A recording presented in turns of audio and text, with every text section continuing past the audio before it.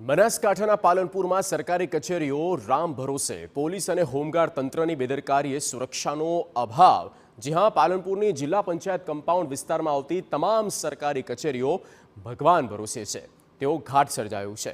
Collector, જનસેવા કેન્દ્ર, મામલતદાર, પ્રાંત court કચેરી સહિત 32 કચેરીઓમાં એક પણ સુરક્ષા કર્મચારીઓ ફરજ બજાવી રહ્યા નથી। એટલું જ નહીં, હોમગાર્ડના સુરક્ષા કર્મીઓ પોતાની ફરજથી અળગા રહ્યા છે કારણ કે કર્મચારીઓએ પોતાની ફરજનો ઓર્ડર અપાયો નથી। પોલીસની બેદરકારી અથવા તો આળસને કારણે સરકારી કચેરીઓમાં સુરક્ષાનો અભાવ સર્જાયો છે। મહત્વનું છે કે હોમગાર્ડમાં અંદાજિત 524નું મહેકમ છે, જેની સામે 330 જેટલા ઓર્ડર કરવામાં આવ્યા અને અન્ય હોમગાર્ડ પોતાની ફરજથી અત્યારે અળગા થયા છે।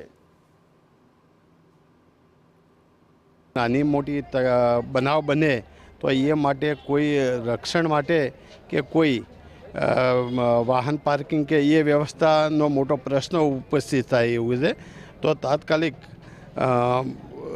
ઉપર લેવલમાં આ રજૂઆત કરી અને તાત્કાલિક અહીંયા સુરક્ષા કર્મી ગોઠવાય તેવી વ્યવસ્થા કરવા અમારી બધી વકીલ આલમની નમ્ર વિનંતી છે।